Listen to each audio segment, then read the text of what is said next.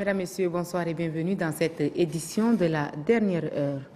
Brazzaville, la capitale du Congo, a accueilli hier la rencontre de présentation du bilan du plan stratégique 2008-2012 de la Banque de développement des États de l'Afrique centrale. Cette rencontre a aussi pris en compte la question du financement des grands projets à exécuter dans les années à venir. Reportage Innocent Kilayou. C'est en 1975 que les chefs d'État de l'UDEAC, devenu CEMAC, ont décidé de créer la Banque de développement des États de l'Afrique centrale, BDAC. Le 2 janvier 1976, la création de la BDAC devient une réalité avec le démarrage des opérations. Après sa création, la Banque de développement de la sous-région d'Afrique centrale a connu une situation difficile, principalement marquée en ce qui la concerne par des déséquilibres financiers importants. C'est ce qui a amené les responsables de la BDAC à multiplier des efforts de redressement. Le travail du redressement de la banque qui a démarré en 2003 a permis de renouer avec la mobilisation des ressources et les activités de financement. Ces efforts ont débouché sur le plan stratégique 2008-2012 avec une sensible augmentation du capital social de la banque et la définition d'un programme de réforme.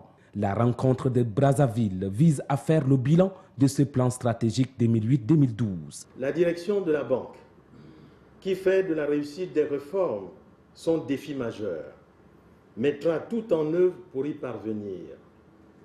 D'ores et déjà, comme vous l'avez constaté lors des présentations, les services de la banque concernés par les travaux de réforme ont commencé à se les approprier et mettre en place les outils proposés. Cette prise en main permettra, j'en suis persuadé, de transfigurer notre institution. Pour la nouvelle année qui se pointe à l'horizon, la BDAC s'est fixé plusieurs objectifs à atteindre. Il s'agit du financement des grands projets de la sous-région, notamment le projet de la construction des logements sociaux au Tchad, le financement des infrastructures routières qui vont relier les deux Congos et le financement qui vise à mettre en place la compagnie aérienne Air CEMAC. La multiplication des représentations dans les autres pays de la CEMAC n'est pas aussi perdue de vue. L'implication des leaders religieux et traditionnels dans la réduction de la mortalité maternelle s'avère nécessaire dans le Mayo-Kébi-Est. Le gouverneur de la dite région a sillonné plusieurs départements de sa circonscription administrative pour mener un plaidoyer auprès des leaders religieux. Adouma Abdelkader, précision. Au Mayo-Kébi-Est, la mortalité maternelle, néonatale et infantile préoccupe les autorités régionales. Et pour mettre les femmes à l'abri du phénomène, le gouverneur de la région a opté pour une sensibilisation auprès des leaders religieux et traditionnels de la circonscription administrative. Dans le département de Mayo-Boné, de Mont-Ili, de la Kabia et de Mayo-Lémier, le gouverneur Jules Mbaïgoto et les responsables de la délégation sanitaire ont rencontré ces composantes de la société. Fort de cette ambition, le gouverneur a procédé également à l'installation dans ces différentes localités les cellules départementales pour le suivi et la mise en œuvre de la feuille de route nationale pour l'accélération et la réduction de la mortalité maternelle, néonatale et infantile. Le gouverneur a invité les chefs religieux et traditionnels à contribuer efficacement à la sensibilisation des femmes pour l'utilisation des services sanitaires afin d'éviter certaines complications avant ou pendant l'accouchement. Plusieurs sujets ont été abordés au cours des différents échanges. Le manque de personnel soignant dans les structures sanitaires et l'automédicamentation sont entre autres problèmes qui contribuent à la mortalité maternelle selon ses responsables locaux.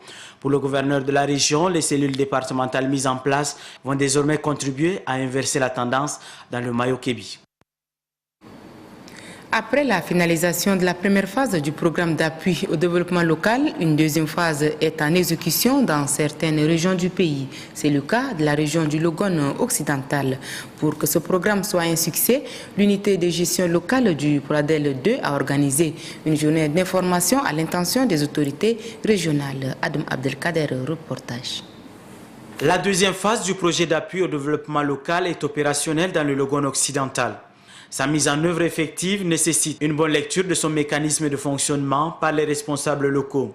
À travers des exposés débats, les différents représentants des services techniques déconcentrés de l'État, ceux des organisations non gouvernementales implantées dans la région, ainsi que les producteurs ont pu cerner la démarche opérationnelle du Pradel 2. Du financement des micro-projets au système de suivi et évaluation et les impacts socio-environnementaux, PROADEL 2 est présenté de long en large à l'assistance. Pour le coordinateur régional du PROADEL, Rassembaye Ngaradumbaye, les réalisations du projet antérieur sont visibles et satisfaisantes. La population du Logone occidental pourra bénéficier davantage des bienfaits de ce projet. PROADEL 2, contrairement à la première phase, devait-il ajouter, est multisectoriel. Le secrétaire général de la région du Logone occidental, Beram Goto, représentant le gouverneur, souligne pour sa part qu'au vu des différentes composantes du projet, PROADEL 2 permettra d'améliorer les conditions de vie de la population des zones rurales conformément à la volonté du chef de l'État.